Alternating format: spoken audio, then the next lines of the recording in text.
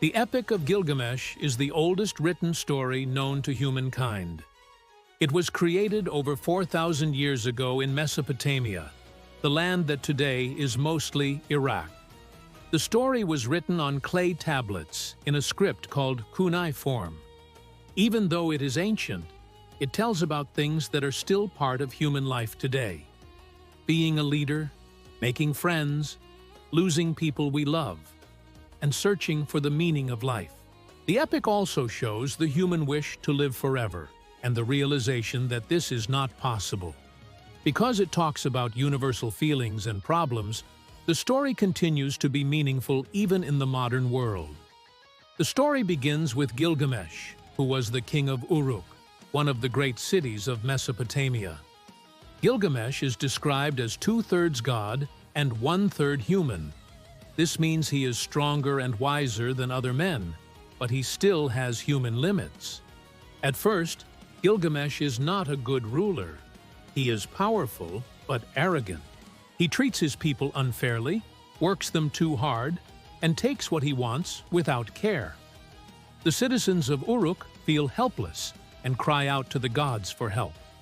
The gods hear their cries and decide to create someone who can balance Gilgamesh's power. This beginning sets up one of the first lessons of the story.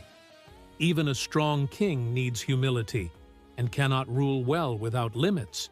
To teach Gilgamesh a lesson, the gods create a man named Enkidu. Unlike Gilgamesh, Enkidu lives in the wild, running with animals and drinking at rivers. He is strong and free, but he does not yet understand human ways. A trapper sees Enkidu and asks for help from the temple. A woman named Shamhat is sent to meet him. She teaches Enkidu about human life. He eats bread, drinks wine, wears clothes, and learns how to live among people. This transformation shows the shift from nature to civilization. Enkidu is no longer just an animal. He becomes human.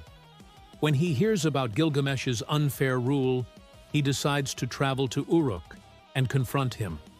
When Enkidu arrives in Uruk, he meets Gilgamesh. The two men wrestle in a mighty fight. Their strength shakes the city walls, and the people watch in awe. But instead of becoming enemies, something surprising happens. Gilgamesh and Enkidu develop respect for each other.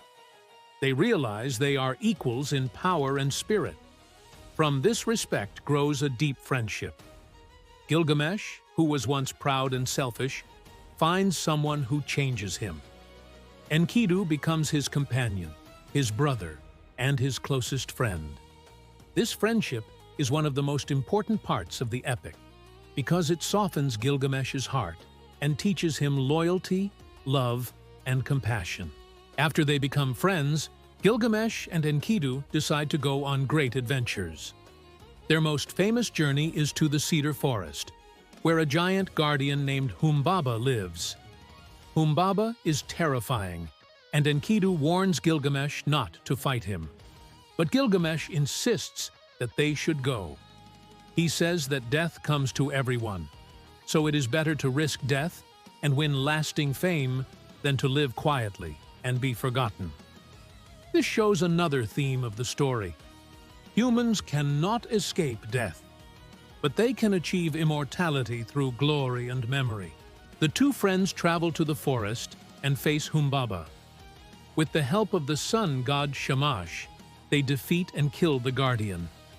They cut down the great cedar trees and bring them back to Uruk. Their victory makes them famous, but it also angers the gods. By killing Humbaba, they have challenged the natural order. This reminds the reader that human courage can achieve much, but there are always consequences when people overstep divine or natural boundaries. After the victory over Humbaba, the goddess Ishtar notices Gilgamesh. She is attracted to his strength and beauty and asks him to marry her. But Gilgamesh insults her and rejects her offer. He reminds her of how badly she treated her previous lovers, turning them into animals or harming them. Ishtar is furious at this insult. She runs to her father, the sky god Anu, and demands revenge. Anu sends the Bull of Heaven, a great beast, to destroy Uruk and punish Gilgamesh. The bull brings destruction, but Gilgamesh and Enkidu fight together and kill it. Once again, they triumph. However, the gods are now angry beyond forgiveness. They decide that someone must be punished for killing both Humbaba and the Bull of Heaven. Since Gilgamesh is part god, the gods choose Enkidu to suffer. This decision changes the course of the story, because it brings the theme of loss into the center of Gilgamesh's life. Enkidu falls sick as punishment from the gods. He suffers for many days, growing weaker and weaker. At first, he curses the day he met Shamhat and left the wilderness, blaming her for bringing him into human life. But later, he accepts his fate and blesses her, realizing that without her, he would never have known Gilgamesh or the joys of friendship. After days of suffering, Enkidu dies. Gilgamesh is crushed by grief. He cannot accept that his beloved friend is gone. He mourns bitterly, tearing his clothes, covering himself in dust, and wandering the wilderness in despair.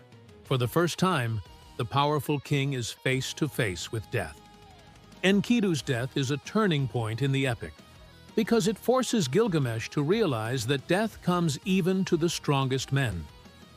This realization leads him to a new journey, not for glory, but for immortality. Gilgamesh is terrified by Enkidu's death. He asks himself, if Enkidu, who was so strong, could die, will I not also die one day? He cannot accept this truth. He decides to set out on a long journey to find the secret of eternal life. He travels through deserts and mountains, meeting strange beings along the way.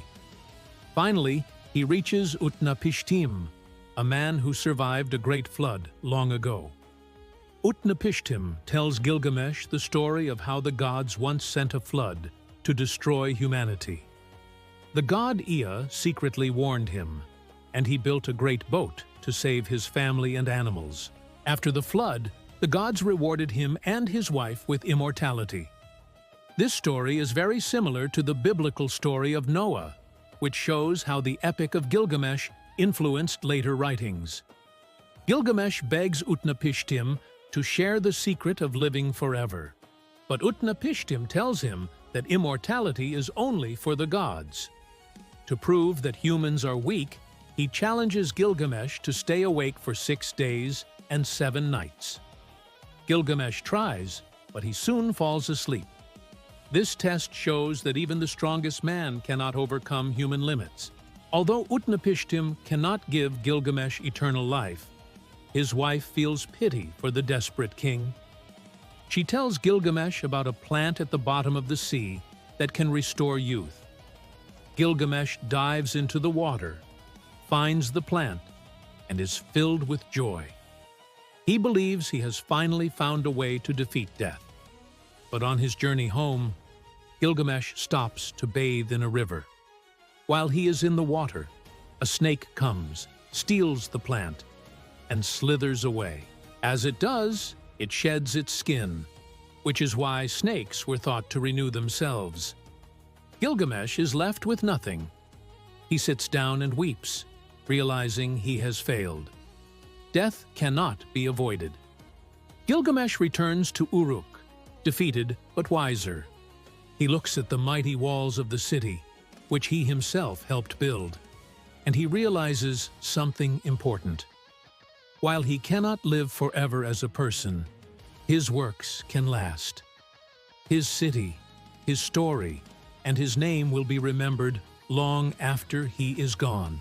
In this moment, Gilgamesh finally accepts what it means to be human. Death is unavoidable, but meaning can be found in what we create and how we live. The Epic of Gilgamesh is full of deep lessons. First, it shows the power of friendship. Gilgamesh changes from a selfish king into a better man because of Enkidu. Second, it shows the reality of mortality. No one, not even the strongest king, can escape death. Third, it teaches about legacy. We cannot live forever, but we can be remembered for our actions, creations, and love. Fourth, it shows the importance of respecting nature and the gods. Gilgamesh and Enkidu's victories came at a price because they ignored the balance of the world. Finally, it teaches about the human experience itself. Love, grief, fear, hope, and the search for meaning are universal feelings. And this is why the story still speaks to us. The Epic of Gilgamesh did not stay in Mesopotamia. It influenced later myths and holy texts. The flood story is very similar to the story of Noah in the Bible. The idea of searching for eternal life appears in many cultures, from Greek myths to later legends. Even today, modern stories and movies still tell of heroes trying to overcome death or find meaning in life. In this way, Gilgamesh continues to live on, not through immortality, but through story.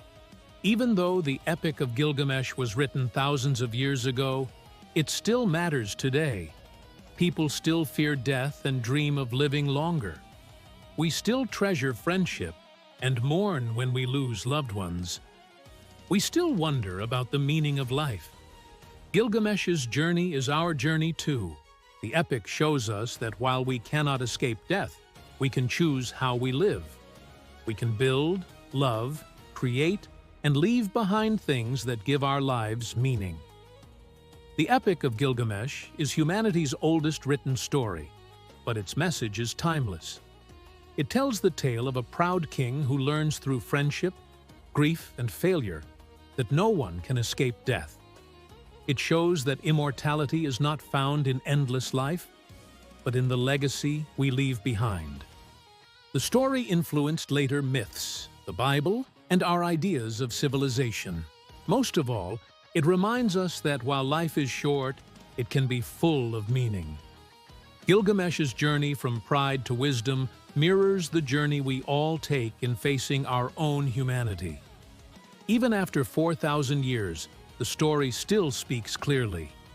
Death is certain, but our actions can last forever.